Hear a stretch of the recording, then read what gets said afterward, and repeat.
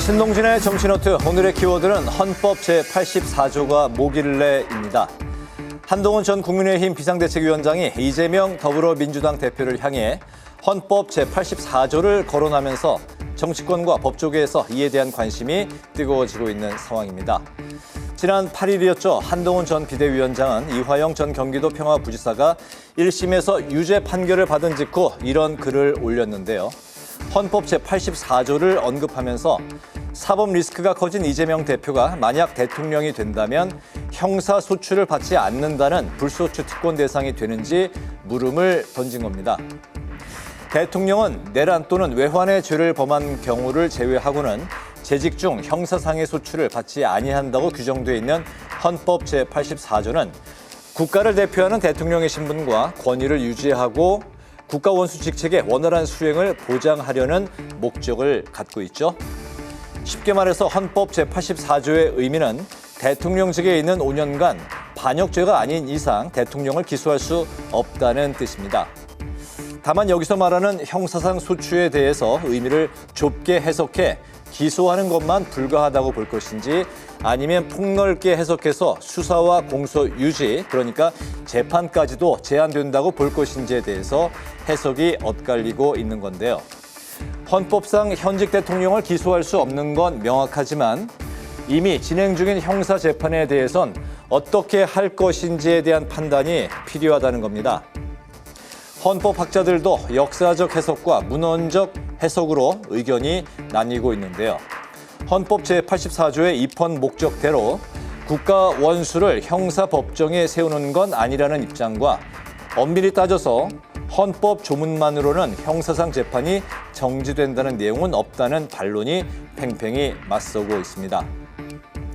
여기에 더해서 불소추 특권의 입법 취지까지도 살펴봐야 한다는 의견도 나오고 있는데요.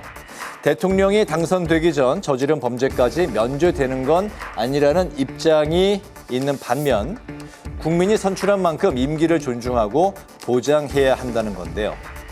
때문에 법조계 일각에선 다양한 가능성이 쏟아져 나오고 있습니다.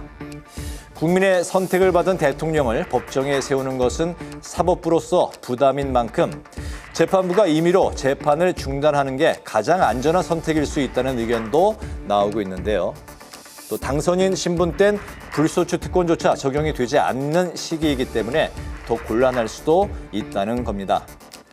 대통령 취임 이후에는 헌법 소송이 불가피할 거란 전망과 함께 장기 불출석으로 당사자가 없는 걸석 재판이 진행될 가능성도 없지 않다는 건데요.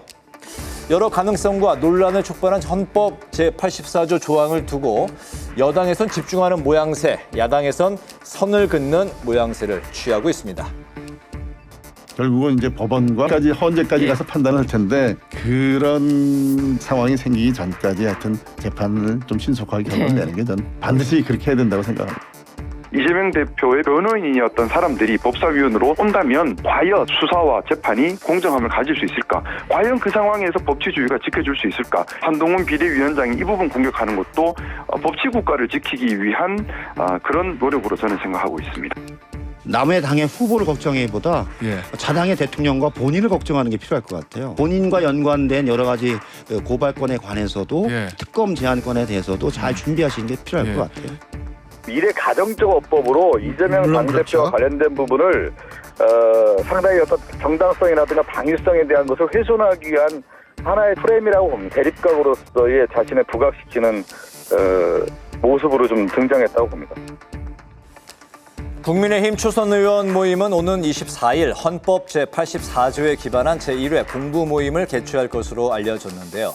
한 전 위원장이 제기한 헌법 제84조를 연구해서 야권에 맞서겠다는 의미로 풀이되고 있습니다. 반면에 야당에선 이런 여권의 움직임에 대해 윤 대통령과 한 전 위원장에 관련된 특검건에 대해서 잘 준비하셔야 할 것이라고 경고하고 나선 상황인데요. 해석이 분분한 소추의 범위를 헌법에서는 왜 명확하게 해놓지 않았던 걸까요? 그간 유력 차기 대선 주자가 여러 건의 형사재판을 받는 사례가 없었고 또 헌법이 이런 사례를 예상하지 못했기 때문이죠.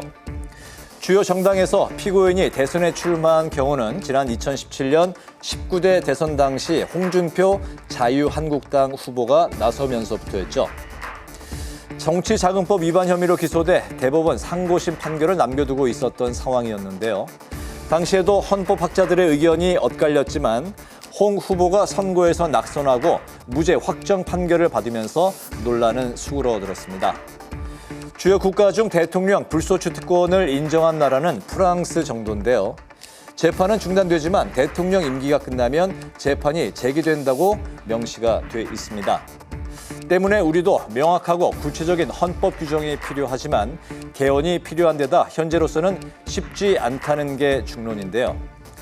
법조계 일각에선 면책 특권을 주장하고 있는 도널드 트럼프 미국 전 대통령의 사례와 닮은 꼴이라는 의견도 나오고 있습니다. 트럼프 전 대통령은 11월에 있을 미국 대선에서 당선이 유력한 공화당 후보지만 2021년에 있었던 미 의회 점거 등 총 4건의 형사 재판을 받고 있기 때문인데요. 한동훈 전 위원장이 쏘아올린 헌법 제84조 논란, 대선 전에 마무리가 되려면 법원의 책임감 있는 판단이 필요해 보이는데요. 헌법 제84조 논쟁에 대한 여러분의 생각은 어떠십니까? 지금까지 신동진의 정치 노트였습니다.